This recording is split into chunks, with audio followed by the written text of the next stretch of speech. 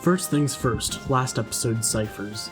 At the time of writing the script, 2 of the 3 ciphers have been solved, once again by Pokemaniac Goo Quiz.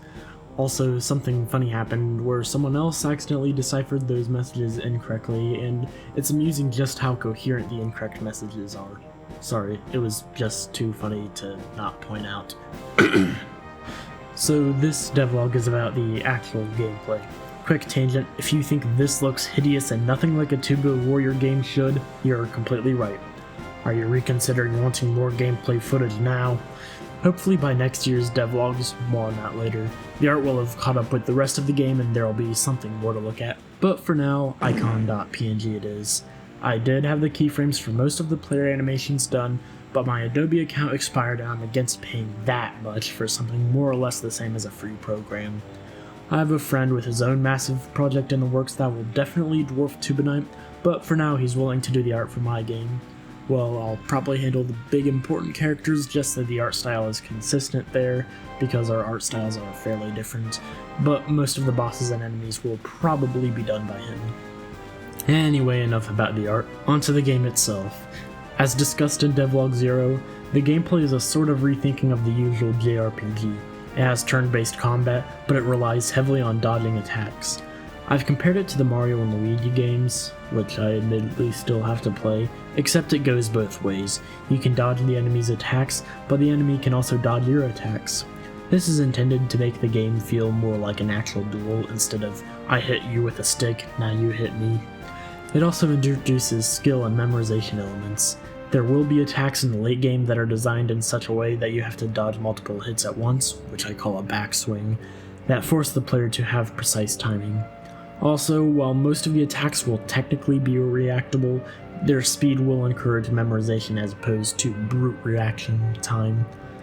I might have to adjust how much the game forces the player to memorize attacks, since it might not be fun to have to tank the hits the first time so you can memorize the attack for later.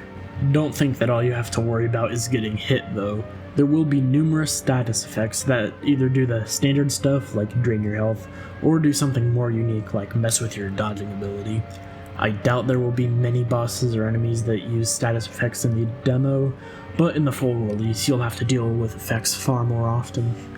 One of the most dangerous concepts I have is stuck valves, which completely stops your ability to dodge. Since most bosses will be balanced around a player's dodging most of their attacks, not being able to dodge is practically a death sentence. Beating the game without dodging would make a cool challenge run though. Regardless, what are you supposed to do with stuck valves? Use valve oil. Because valve oil is basically alcohol for instruments, you don't just cure stuck valves but get offbeat. I'm still trying to work out a name for it instead, which introduces a small randomized delay to your attacks and dodges. Risky to have, but still better than not being able to dodge at all. On the topic of valve oil, there will be many different items you'll be able to use. I'm aiming for tons of variety, but I'll need more time to come up with interesting ideas. Oh yeah, and the magic.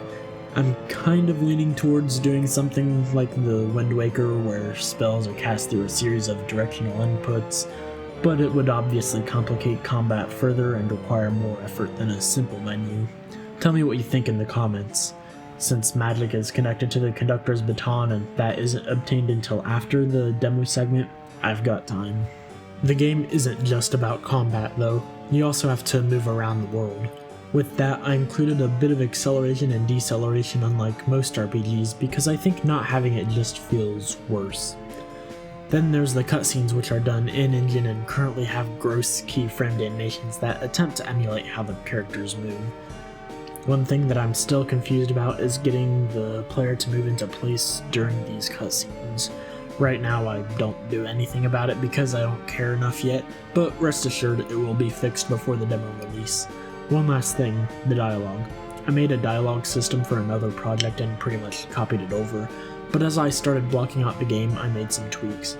Now what the characters say isn't held in some massive array in the dialogue portion, but it comes straight from the characters. Well, technically it comes from the scene the characters are in. What you actually see as characters are just brainless sprite puppets for the world's whims. Okay, after that pretty morbid analogy, I think it's best to talk about how I account for player choices.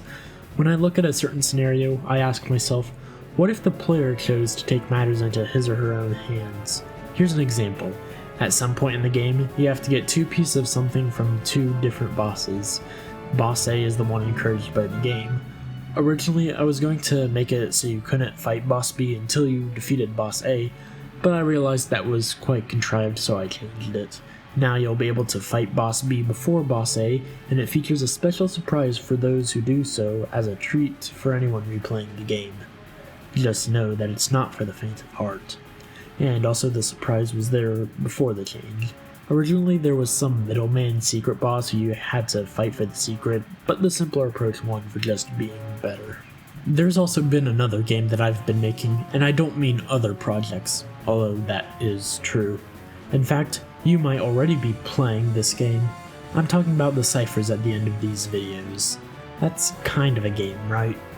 If you can't tell, at about the same time I was working on the first devlog, I really got into Gravity Falls, and I liked how it included ciphers in the end credits. At that time I thought to myself, what if I did the exact same thing? So I did the exact same thing. I know that ciphers don't fit as well with the devlog series for a game about living instruments compared to a TV show about unraveling conspiracies, but hey, they beat having hints to the lore out in the open. It's a nice way of trying to stand out in the slew of devlogs. Also, lore. This game has a boatload of lore, and the ciphers are a fun way of supplying you with it before the game actually releases. Plus, I'm conditioning you to look deeper into the game's story. That's the funny thing with lore-heavy games. Unless you're counting on having a massive fanbase, you have to make the few deep divers you have want to dive deep. Games like Undertale, Hollow Knight, and FNAF were one-in-a-million success stories, which meant there were plenty of people in the fanbase who were there to look into the tiny lore hints, but I'm sure that if they didn't find such huge audiences quickly, a lot of the deepest secrets would go overlooked. Since I doubt my game will be that successful, I have to ensure that there is a high ratio of theorists to players. Quick example. Let's say 1% of some big games players are devoted theorists who explore the entirety of the lore. If it has 100,000 players, there will be 1,000 theorists, which is plenty to deeply examine the game. Now let's say Tubanite has 1,000 sales. With the same 1% ratio, there will be 10 guys doing all the theory crafting. That's not good. Increasing sales is alright, but if I want to ensure people will appreciate my lore, I also have to make more fans into theorists. Also, I'll intentionally underprice my game. It'll be priced below what I think would make me the most money. That way, there will be more people with the game, which means there will be more theorists playing the game. Hopefully that means they will make theory videos that push people to get the game and I'd make more money than what I'd get at the optimal price, but it's not just about the money. Sure, it'd be nice to have more money to put toward a retirement fund or a contrabass saxophone, but what matters more is if people want to listen to my stories. One last thing, after I release a devlog for December, I'll go on a hiatus for a couple of months so I can work on other things. Yeah, I sort of shot myself in the foot with how early I started making devlogs. I'll also spread out the devlogs to one every 2 months as opposed to one every month. The thing is, I really want Tubanite to be successful enough to excuse more than just one game, so I have to know how to release games first. Best case scenario, it becomes a franchise with 3 mainline games, one spin-off, and numerous supplementary stories to flesh out the world of Tubanite. Worst case scenario, I get doxxed and tortured to death because my game is bad.